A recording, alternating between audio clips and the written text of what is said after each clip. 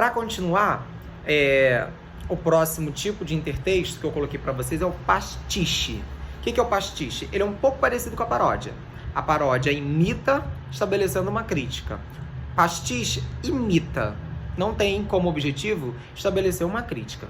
É de conhecimento geral uma composição textual chamada Pai Nosso, que é uma oração modelo presente na mitologia judaico-cristã, que nós chamamos de Bíblia Sagrada, né? Pai nosso, estás no céu, santificado seja o teu nome, venha a nós o teu reino, seja feita a tua vontade, assim na terra como no céu, o pão nosso de cada dia dai-nos hoje. Então é uma estrutura oracional, de oração, de pedido, que todos vocês conhecem.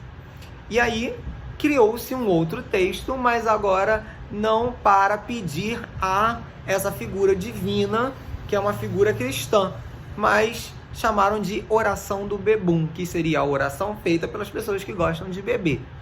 Então, quando a gente ouve esse texto, automaticamente a gente tem elementos nele que remete a gente para um texto antes, um texto anterior, que seria o Pai Nosso. E aí, como vocês podem ver, o texto é oração do bebum, uísque e vodka que estão no bar. Alcolatrado seja o nosso fígado, venha a nós o copo cheio, nunca apenas pelo meio. Seja feita a nossa cachaçada, assim no boteco como na calçada. O menor de cada dia nos dai hoje. Perdoai as nossas bebedeiras, assim como nós perdoamos a quem não tenha bebido. Não nos deixai cair na Coca Diet e livrai-nos da água gasosa Barman. Então a gente começa a perceber que há elementos no texto, né, que está o uísque que está no bar, venha a nós, seja feita, não nos deixai cair, livrai-nos.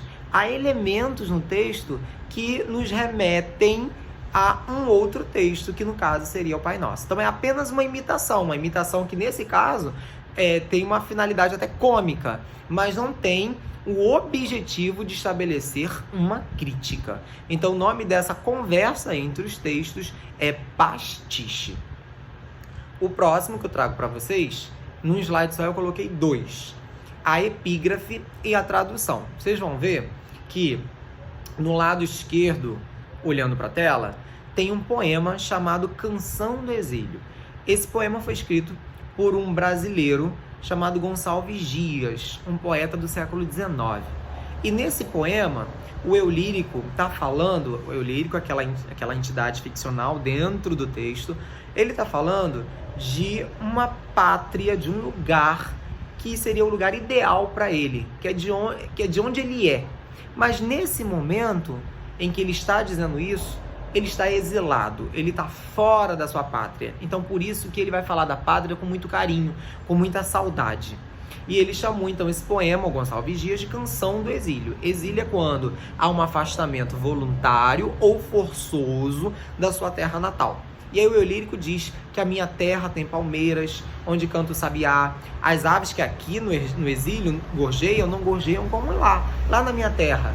Então ele fica o tempo todo lembrando da terra dele, inclusive chega um determinado momento que ele suplica a Deus para que ele consiga voltar para a terra natal dele, porque ele sente saudades da terra dele. E ele diz, não permita, Deus, que eu morra, sem que eu volte para lá, sem que desfrute os primores que não encontro por cá, sem que ainda vista as palmeiras, onde canto o sabiá. Então, nesses versos, ele está suplicando, ele está rogando a Deus para ele conseguir voltar. Então esse poema está falando sobre esse desejo do eu lírico de ter de novo contato com a terra natal. Quando o Gonçalves Dias escreveu esse poema, antes de publicá-lo, ele usou um pedacinho de um outro poema anterior ao dele, de um poeta que vocês já conhecem, que eu falei dele aqui nesses vídeos recentes, que é o Goethe. E aí o Goethe escreveu uma poesia que, traduzida para o português, ficou: conheceis o país onde florescem as laranjeiras? Ardem na escura fronde os frutos de ouro. Conhecê-lo? Para lá quisera eu ir. Então a gente percebe pela fala do eu lírico, o quisera o desejo, né? É o tempo verbal marcando o desejo. Então a gente percebe que no poema do Goethe, ele também está falando de um lugar ideal, de um lugar perfeito, que o eu lírico também deseja. E aí o Gonçalves Dias, depois de escrever o poema dele chamado Canção do Exílio, ele pegou um pedacinho do poema do Goethe e colocou em cima do poema dele.